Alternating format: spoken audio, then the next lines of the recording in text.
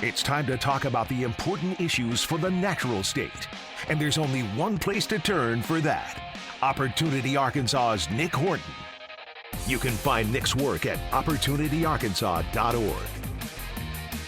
And welcome back to First News. It is the Wednesday edition here on the 2nd of April, just about 19 minutes in front of 8 o'clock. And the Arkansas legislative session is still ongoing. And here to update us on the latest at the Capitol is Nic Horton, the CEO and founder of Opportunity Arkansas. Nic, welcome back to the show. How are you this morning? Yes, it is still ongoing, and I think I speak for all Arkansans when I say, get it over with, be done, go home. Well, enough already. They extended it. What's the date right now that it's supposed to end?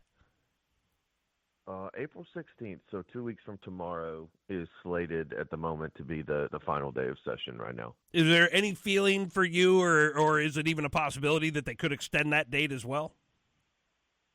Well, I certainly hope not. And again, I think I speak for all Arkansans when I say that. I don't think so, realistically, to be serious. I think, and I really do genuinely hope not, because I think what happens when you see this with bill filing deadlines, for example, the last few sessions we haven't had a bill filing deadline, which I think is a huge mistake. And we didn't do that this session as well. So what happens is, up until the last few days of session even, legislators continue to file bill after bill after bill after bill after bill. There's been something close to 100 bills already filed this week on their first week back after spring break. And you've got 2 weeks left in session. A lot of those bills aren't going to move, but a lot of them are. And a lot of them are going to become law in just a matter of days, which I think is a really horrible way. It is a really horrible way, frankly, to make public policy. Yeah. So you have the same dynamic with the end of session deadline, where if you keep moving it back, there just becomes this snowball effect of, well, I've got more time to run my bills. Well, we're going to extend session again, so I'll wait a little bit longer. Well, we don't have to run the budget yet because, we're going to extend session again. And it just kind of continues to get pushed further and further out into the future. And hopefully, I'm hoping, with all that being said, that they stick to the current deadline, because frankly, I'm sure we'll get into this more, this session has been a major, major disappointment. It's been a major setback for conservatives. And every week I come on your show and I think, okay, well, there's still time to right the ship. Like, there's still time to do some good stuff. There's still time to stop going in the wrong direction. And here we are with 2 weeks left, and it still hasn't happened. Right. Well, let's talk about some of the disappointing things. And so as far as Medicaid reform and sizing it down, big priority for Opportunity Arkansas, big priority for a lot of people here in the state, a lot of citizens. I see a bill has been put up this week by a Republican to expand the food stamp program. And my question here is, if Medicaid reform is a real priority for our state and federally, it sounds like as well, why are bills like this still being floated, Nic? Oh, boy. Well, I mean, the short answer is we've got a broken system. We've got a broken legislative system where the public doesn't, frankly, have enough information and enough access to what's going on. And you've got a very small group of special interests and lobbyists that are controlling the state of Arkansas and controlling the policymaking process. And that's not a popular thing to say. I have to walk into the state capitol every few days after saying stuff like that, and kind of get the sneers and the bad looks when you say stuff like that. But it's the truth. It's the truth, and we have to stop pretending like the emperor has clothes on, and we have to be honest about where we are as a state. We have a legislative session every other year, and every other year for 90 days, these guys and girls come in and try in 90 days to do 2 years worth of policymaking. There's thousands of bills filed. We don't have, just to give you an example of how crazy this can be, in committee, where most of the major decisions are made, like the majority of bills that get out of committee and get to the floor ultimately become law.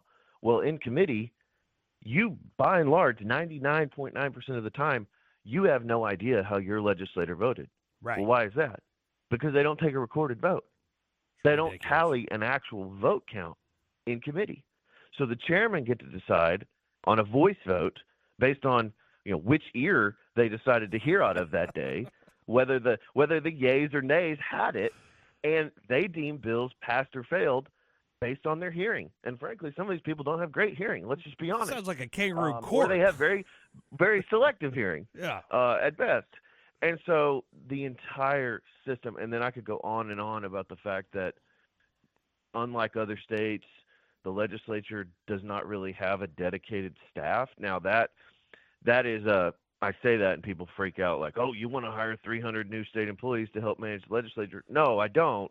But it is a reality that when I used to do multi-state work and I would go into Tennessee or Texas or Missouri, they had policy staff, they had communication staff, they had people to help them read and analyze bills. They had a support structure around them to actually help them make some of these decisions. Whereas right now, what's happening in the state of Arkansas and what's been happening for the last 50 to 100 years is the lobbyists and the special interests are that support structure. They are the ones writing the bills, testifying on bills, giving talking points, driving so many of these policy decisions. And so you mentioned the food stamp bill. That's a great example. It's a horrible example, but it's a fitting example of that, where you have a lot of special interest groups on the left. You have some business interests, frankly, from the banking community and others that think this is going to help them bring more bank accounts and bring more money into their banks if they can bring, according to them, bring money out of the shadows and let people have more money and continue to keep their food stamp benefits. There's a lot of special interests and self-serving interests that are driving this, quite frankly. Yeah, I mean it's a bad road to be going down, and I know we all appreciate Opportunity Arkansas for shining a light on it, because I think a lot of us don't necessarily realize what the inner workings are, and things like how you were talking about out of the committees do a voice vote. I mean, that seems ridiculous when you hear it said out loud. And so we're talking with Nic Horton this morning, the CEO and founder of Opportunity Arkansas.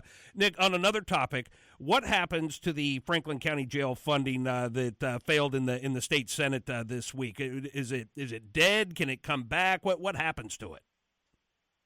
Well, it's certainly not dead. There's an opportunity, and we've seen this in the past when budget bills fail. Because in Arkansas, the budget bills, appropriation bills require a 3/4 majority to pass, which I think is a really good thing. I've been pretty hard on the process, but I could say that is one thing that I think is good. It protects taxpayers and the public from spending bills just zipping through with simple majorities.